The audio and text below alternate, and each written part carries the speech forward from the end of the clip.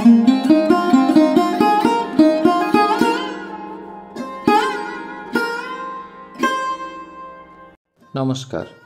প্রকৃতিং পরমম চ্যানেলের নতুন একটি ভিডিওতে সকলকে স্বাগত জানাই। আজকের ভিডিও প্রব্রাজিকা শুদ্ধাপ্রাণা মাতাজির সংক্ষিপ্ত জীবনী। শ্রী সারদা মঠ ও রামকৃষ্ণ সারদা মিশনের অন্যতম সহাধ্যক্ষা পরম পূজনীয়া প্রব্রাজিকা শুদ্ধাপ্রাণা মাতাজি 21শে জুলাই 2016 শ্রী রামকৃষ্ণ চরণে লীন হয়েছেন।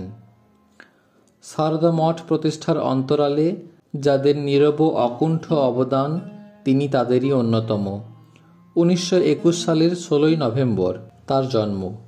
পিতা প্রফুল্লনাথ বন্দ্যোপাধ্যায়ের আদি নিবাস ছিল উত্তর 24 পরগনা জেলার গোবরডাঙ্গায়। তিনি ছিলেন নিঃস্বার্থ দেশ সেবাব্রতী। সেই সঙ্গে তিনি শ্রীরামকৃষ্ণ ভাবাদর্শ অন্তর থেকে গ্রহণ করেছিলেন। শ্রীরামকৃষ্ণদেবের শতবর্ষপূর্তি উৎসবের সময় তিনি সারা ভারতবর্ষে ল্যান্টার্ন লেকচার দেন। মাতা হেমপ্রভা ছিলেন অশেষ গুণশালিনী, স্নেহপ্রবণা এবং ধর্মশীলা। এদের জ্যেষ্ঠ সন্তান আশা পরবর্তীকালে শ্রী সারদা মঠ ও রামকৃষ্ণ সারদা মিশনের প্রথম সাধারণ সম্পাদিকা প্রব্রাজিকা মুক্তিপ্রাণা। তারই তৃতীয় ভগিনী কল্যাণী উত্তরকালে প্রব্রাজিকা শুদ্ধাপ্রাণা। বেলেঘাটার সুঁড়া কন্যা বিদ্যালয়ে কল্যাণী তৃতীয় শ্রেণী পর্যন্ত পড়েন। সঙ্গীত, অঙ্কন, সূচিশিল্প ইত্যাদি নানা কলাবিদ্যায় তার সহজাত নৈপুণ্য ছিল শিশুকাল থেকেই। 7-8 বছর বয়সে প্রথম বেলুড় মঠ ও মহাপুরুষ মহারাজের দর্শন কল্যাণীর মনে গভীর ছাপ রেখে যায়। 1933 সালে কয়েক মাস ভুবনেশ্বরে থাকার সময় স্বামী নির্বাণানন্দের অর্থাৎ সূর্য মহারাজের পবিত্র সান্নিধ্য ছিল তার জীবনের একটি বিশেষ সম্পদ। 24 পরগনার টাকি শহরে কয়েকজন সন্ন্যাসী ও প্রফুল্লনাথ বন্দ্যোপাধ্যায়ের উদ্যোগে একটি রামকৃষ্ণ আশ্রম গড়ে উঠেছিল। সেটি 1938 সালে রামকৃষ্ণ মিশনের অন্তর্ভুক্ত হয়। আশ্রম জীবনযাপনে বেশ কিছু মেয়ে ইতিমধ্যে আগ্রহী হয়েছিলেন। তাদের সুবিধার্থে রামকৃষ্ণ মঠ মিশনের কয়েকজন প্রবীণ সন্ন্যাসীর অনুরোধে প্রফুল্লবাবু ওই আশ্রমের কাছে সস্ত্রীক একটি বাড়িতে থাকতে আরম্ভ করেন। সেটা ছিল 1940 সালের আগস্ট মাস। তারই অভিভাবকত্বে ওই মেয়েদের আশ্রম জীবন শুরু হয়। কল্যাণী বাবা মায়ের সঙ্গে টাকি চলে আসেন। ওই বছর নভেম্বরে আশাও তাদের সঙ্গে মিলিত হন। টাকি রামকৃষ্ণ মিশন স্কুলে প্রাথমিক বিভাগে তারা পড়াশোনা করতেন। এদের সার্বিক তত্ত্বাবধান করতেন আশা। টাকিতে থাকাকালীন 1941 সালের 11ই জানুয়ারি রামকৃষ্ণ মঠ ও মিশনের তৎকালীন অধ্যক্ষ শ্রীমৎ স্বামী বিরজানন্দ মহারাজের কাছে কল্যাণীর মন্ত্র দীক্ষা হয়। টাকি আশ্রমে স্বামী নির্বেদানন্দ, স্বামী তেজসানন্দ, স্বামী নির্বাণানন্দ, স্বামী প্রবোধানন্দ প্রমুখ সাধুদের দুর্লভ সঙ্গ ও আশ্রম জীবনযাপনের প্রয়োজনীয় উপদেশ ও প্রেরণা লাভ করেন তিনি। পরবর্তীকালেও স্বামী ওঙ্কারানন্দ, স্বামী শঙ্করানন্দ, স্বামী গম্ভীরানন্দ প্রমুখের পূত সান্নিধ্যের প্রভাব তার জীবনে অপরিসীম। টাকির আশ্রমবাসিনীরা 1943 সালে মূলত পড়াশোনার জন্য কলকাতার শ্যামবাজারে এসে বসবাস করতে শুরু করেন। কল্যাণী এই সময় উইমেন্স কলেজে IA এবং BA পড়েন। অর্থাভাব এবং তজ্জনিত কৃচ্ছ্রতা, বিশেষত থাকা খাওয়ার কষ্ট তাদের নিত্য সঙ্গী হয়ে উঠেছিল। সেজন্য কোথাও সেলাইয়ের প্রদর্শনী হলে সেখানে তারা সেলাই করে দিতেন। তা বিক্রির অর্থ ছিল তাদের আয়। 1944 সালে তারা বারাণসী ঘোষ স্ট্রিটের একটি বাড়িতে চলে আসেন। তাদের আশ্রমের নাম হয় সারদা আশ্রম। 1946 সালে নিবেদিতা স্কুলের তৎকালীন সম্পাদক স্বামী বোধাত্মানন্দের নির্দেশে কল্যাণী 1 বছরের জন্য স্কুলে শিক্ষিকা রূপে নিযুক্ত হন। 1950 সালের 30শে জুলাই আশার উদ্যোগে এবং স্বামী বীরেশ্বরানন্দজির ব্যবস্থায় সারদা আশ্রম রামকৃষ্ণ মিশন পরিচালিত নিবেদিতা স্কুলে যোগদান করেন। ওই বছরই 4 সেপ্টেম্বর কল্যাণী নিয়ম অনুসারে সংঘে যোগ দেন মাতৃভবন কেন্দ্রে। 6-7 মাস সেখানে কাজ করে নিবেদিতা স্কুলে ফিরে আসেন এবং শিল্প বিভাগের কর্মী হয়ে থাকেন। কলকাতার এন্টালি অঞ্চলে মৃগাঙ্ক মোহন সুর নারী কল্যাণ প্রকল্পে রামকৃষ্ণ মিশনকে একটি বাড়ি দান করেছিলেন। মঠ জীবনযাপনের প্রস্তুতি হিসাবে 1954 সালের জুলাই মাস থেকে শ্রী শ্রী মায়ের সেবিকা সরলা দেবীর সঙ্গে কল্যাণী এবং কয়েকজন ব্রহ্মচারিণী ওই বাড়িতে কয়েক মাস থাকেন। ওই বছরই 2রা ডিসেম্বর শ্রী সারদা মঠের প্রতিষ্ঠা কার্য সম্পন্ন করেন স্বামী শঙ্করানন্দ মহারাজ। সেদিন বিশেষ পূজার তন্ত্রধারক হন কল্যাণী। তিনি এজন্য ওঙ্কারানন্দ মহারাজের কাছে পূজা শিখেছিলেন। ওই বছর শঙ্করানন্দ মহারাজের কাছে কল্যাণী সহ 7 জন বেলুড় মঠের পুরনো ঠাকুর ঘরে ব্রহ্মচর্য ব্রতে দীক্ষিত হন। 1959 সালের আগস্ট মাসে বেলুড় মঠ কর্তৃপক্ষ শ্রী সারদা মঠকে স্বাধীন বলে ঘোষণা করেন। সরলা দেবী প্রব্রজিকা ভারতী প্রাণা অধ্যক্ষা পদে বৃত হলেন। ওই বছর অক্টোবর মাসে কল্যাণী তার কাছে সন্ন্যাস লাভ করেন। নাম হয় প্রব্রজিকা শুদ্ধা প্রাণা।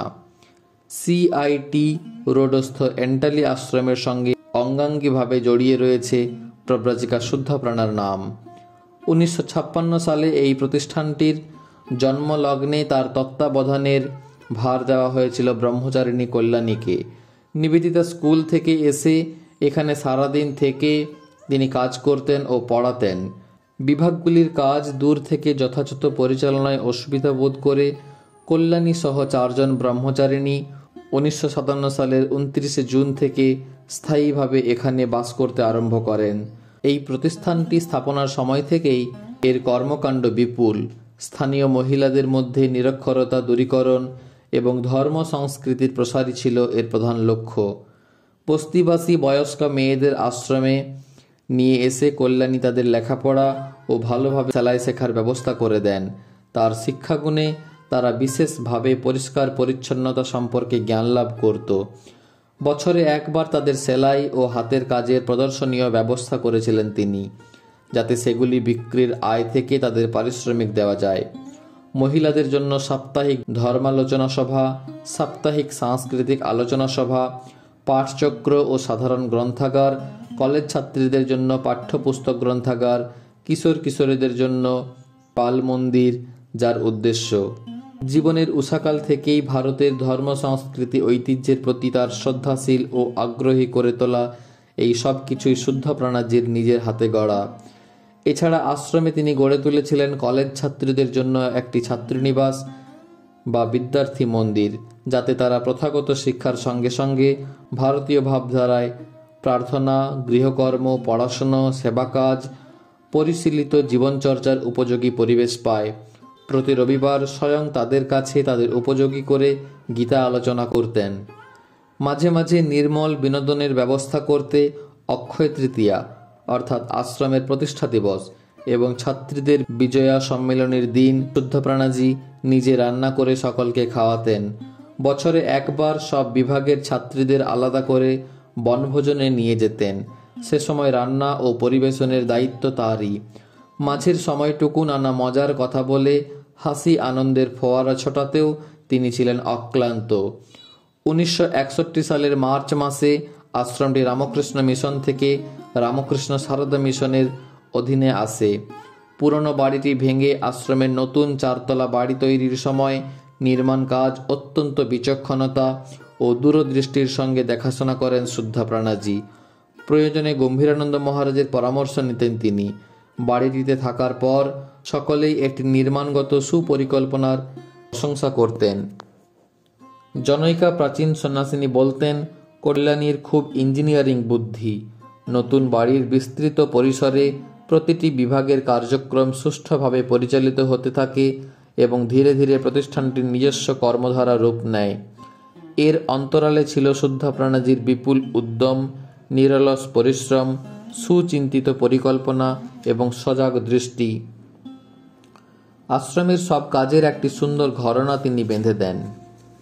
স্বামীজির আদর্শে যে গুরুকুল ভাবনার পরিচয় পাওয়া যায়, আশ্রমের ছাত্রীনিবাসে তারই প্রতিফলন ঘটিয়েছিলেন শুদ্ধপ্রাণাজি। এছাড়া কয়েকটি সুচিন্তিত নিয়ম প্রবর্তন করেছিলেন, যেমন একটি শাড়ি সপ্তাহে অন্তত 2-3 দিন পরে কলেজ যেতে হবে, সাজ পোশাক উগ্র বা অশোভন হবে না, দামি জিনিস ব্যবহার অপ্রয়োজনীয়, কলেজের পথে কেনাকাটা নিষিদ্ধ ইত্যাদি। এতে যেমন ছাত্রীদের সংযম শিক্ষা হতো, নিজেদের মধ্যে ধনী দরিদ্র ভেদ প্রকট হওয়ার সম্ভাবনা থাকত না। এমনই শিক্ষাব্রতির বাহুল্যহীন জীবনচর্চারও অনুশীলন হতো। আশ্রমে বিভিন্ন উৎসব অনুষ্ঠান, আলোচনা সভার মাধ্যমে সংস্কৃতির একটি ধারা নিত্য বহমান থাকত, যার দ্বারা ছাত্রীদের সংস্কৃতি মনস্ক ও রুচিশীল করে তোলার একটা সচেতন শুভ প্রয়াস ছিল। মাতাজি ছাত্রীদের পংক্তিতে বসেই খেতেন, নিজের জন্য কোনো বিশেষ ব্যবস্থা পছন্দ করতেন না। ছুটির দিনে মেয়েদের সঙ্গে নানান খেলায় যোগ দিতেন। তিনি নিয়ম করেছিলেন, সরস্বতী পূজার রাত্রে হল ঘরে দেবী একা থাকবেন না, সুতরাং মেয়েরা সেখানে শোবে। মাতাজি সেদিন সবার মশারি টাঙিয়ে দিতেন। স্নেহে শাসনে ছাত্রীদের আবাসিক জীবন ভরিয়ে রাখতেন তিনি। তার পুণ্য সঙ্গে অনুপ্রাণিত হয়ে বেশ কিছু ছাত্রী উত্তরকালের সঙ্গে যোগদান করেছেন। শুদ্ধা প্রাণীজির স্নিগ্ধ মধুর দৃঢ় ব্যক্তিত্ব অচিরেই তাকে জনপ্রিয় করে তুলেছিল। সকলকে কাছে টেনে নেওয়ার, সকলের সঙ্গে মিশে যাওয়ার এক আশ্চর্য ক্ষমতা ছিল তার। একদিকে ভালোবাসায় আপন করে নেওয়া, অপরদিকে অসামান্য সাংগঠনিক শক্তি। এই দুইয়েরই ফলে আশ্রমের বাহু আজ সুদূর প্রসারিত। ভক্ত মহিলা, বিভিন্ন বিভাগের ছাত্রছাত্রী, আবাসিক ছাত্রী, সবার কাছেই তিনি সাধু মা। সাধারণ মানুষ সুখে দুঃখে আপদে বিপদে তার কাছে এসে সান্ত্বনা, পরামর্শ ও আশ্রয় পেতেন। সাধুমার পরিচালনায় ক্রমান্বয়ে 3 দিন ভক্ত মহিলারা আশ্রমে থেকে আধ্যাত্মিক শিবিরে যোগ দিতেন। তার ক্লাসগুলি ছিল সহজ সরল, প্রাণস্পর্শী। পাণ্ডিত্যপূর্ণ তত্ত্ব বা সাজানো গোছানো কথা নয়, তার অন্তরের সাধুত্বই শ্রোতার মনে ছাপ ফেলত। দীর্ঘদিন ধরে তার শুক্রবারের কথামৃত ক্লাস শোনার সৌভাগ্য বহু ভক্তের হয়েছে। আশ্রমে নিয়মিতভাবে অনুষ্ঠিত ধর্মীয় ও সাংস্কৃতিক সভাগুলির মাধ্যমে আজ একটি মনোযোগী ভক্ত গোষ্ঠী তৈরি হয়ে উঠেছে। অঙ্কনে সাধুমার অসাধারণ নৈপুণ্য ছিল। বিখ্যাত শিল্পী NC দাসের কাছে তিনি আঁকা শেখেন। আশ্রম ও মঠের বিভিন্ন উৎসব অনুষ্ঠানে আলপনা, মঞ্চসজ্জা, তোরণ নির্মাণ ইত্যাদি সব বিষয়েই তার সূক্ষ্ম রুচি ও উন্নত শিল্পবোধের পরিচয় পাওয়া যেত। ভগিনী নিবেদিতার শতবার্ষিকী উৎসবের সময় পোস্টার তিনিই করেছিলেন। সব রকম সেলাইয়ের কাজে এবং হস্তশিল্পে তার অসামান্য দক্ষতা ছিল। নিজে যেমন কর্ম নিপুণ ছিলেন, তেমনি অন্যের গুণেরও কদর করতেন। সারা জীবনের বহুল কর্মকাণ্ড ছাপিয়ে স্পষ্ট হয়ে উঠেছে তার অত্যন্ত ঋজু, দৃঢ়, অনমনীয় চরিত্র। ছিলেন নির্ভীক, স্পষ্ট বক্তা ও ব্যবহারে অকপট। সত্য ও সাধু জীবনের আদর্শের সঙ্গে কোনো রকম আপোষ ছিল না। অন্যায়ের কাছে কোনোদিন মাথা নিচু করেননি। আর ছিল প্রায় শতাব্দী প্রাচীন অটুট স্মৃতি, সদা সজাগ মন। তার প্রতিটি কাজের মধ্যে স্বামীজির আদর্শ, কর্মযোগের প্রকাশ সকলকে মুগ্ধ করত। কাজেই ছিল তার কাছে পূজা। অতি পরিপাটি সেই প্রতিটি কাজের মধ্যেই ছিল তার শিল্পী জনচিত নৈপুণ্য এবং সম্পূর্ণতা। ভক্তিপূর্বক তাকে ডাকা, এ জগৎ তার জেনে জগতের কাজ করে যাওয়া, তাতেই জীবনের উন্নতি, সফলতা, সার্থকতা ও অবশেষে ভগবান লাভ। তার নিজের জীবন তার এই উক্তিরই মূর্ত রূপ। 2009 সালের 2রা এপ্রিল শুদ্ধা প্রাণা মাতাজি সঙ্গের সহাধ্যক্ষা পদে বৃত হন ও দীক্ষা দিতে শুরু করেন। কয়েক বছর ধরে নানান অসুখে তিনি শয্যাশায়ী ছিলেন। রোগ যন্ত্রণাতেও পরম ঈশ্বর নির্ভরতা এবং সেবিকাদের সঙ্গে যতদূর সম্ভব সহযোগিতা ছিল তার বৈশিষ্ট্য। অবশেষে স্বামীজির কর্মক্লান্ত কন্যা এন্টালি আশ্রমে সন্ন্যাসিনী ব্রহ্মচারিণী পরিবৃত হয়ে শ্রীরামকৃষ্ণ নাম শুনতে শুনতে বাঞ্ছিত ধামে প্রয়াণ করলেন 21শে জুলাই 2016 বৃহস্পতিবার বিকেল 5:35 সংঘের ইতিহাসে তার ত্যাগে, প্রেমে, কর্মে উজ্জ্বল চরিত্র চিরস্মরণীয় হয়ে রইল। সেই নিঃস্বার্থ কর্মযোগী সন্ন্যাসিনীর চরণে আমাদের প্রাণের প্রণাম।